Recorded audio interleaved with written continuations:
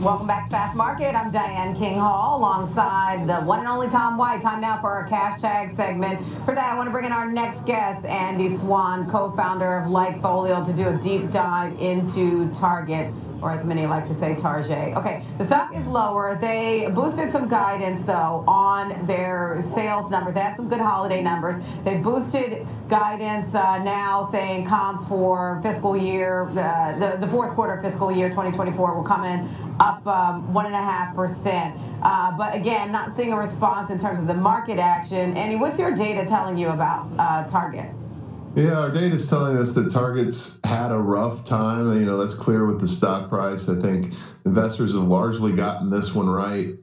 Target has had a tough time, but we're starting to see just a little bit at the light at the end of the tunnel. When we look at web visits on a year-over-year basis, it tells a pretty good story for Target. Everybody's losing to Amazon. There's no secret there. In terms of web traffic, Amazon continues to execute better than anybody by a long shot. But to see Target finally move up into the number 2 space on this from a year-over-year perspective is a big move, because it wasn't that long ago, within the last 45 days, 90 days, that Target was at plus 3% on that same chart. So they're starting to make some real progress on the digital front.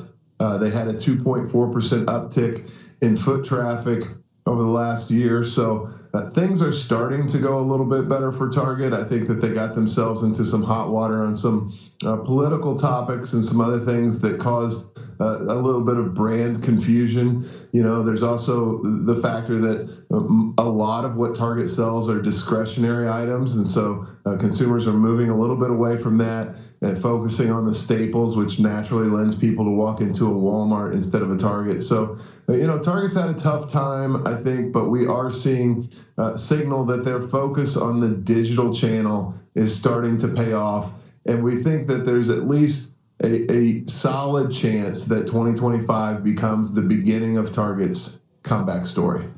Andy, I like that theme there, because November and December combined digital sales grew about 9% in this pre-quarter update that the company gave. Sales were up 2.8%, but profitability was down. And you mentioned they focus mostly on discretionary items, and that's where they're getting hit as far as inflationary pressures.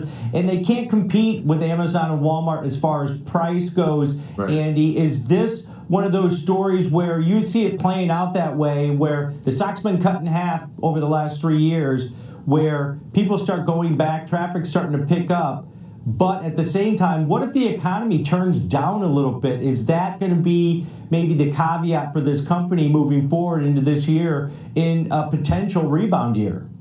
Yeah, you really hit on where Target is. Target's just in a really tough spot, because if the economy turns down, people are going to continue to move their shopping from Target to Walmart. I think that's pretty clear. If the world moves more digital, then people are going to move their shopping from Walmart and Target to Amazon, because it's the best in the business. So they're just in a stuck position. I think they're trying to define exactly who they are. Are they Target? Are they Target? I like that intro quite a bit, because I think it kind of hits on the difficulty that Target is having in identifying exactly what they are and who they serve. And so, they're moving into some organic, healthy options on the grocery side to try to attract people into there. So they need the economy definitely to remain where it's at or get stronger. I think any downturn in the economy is more likely to impact Target negatively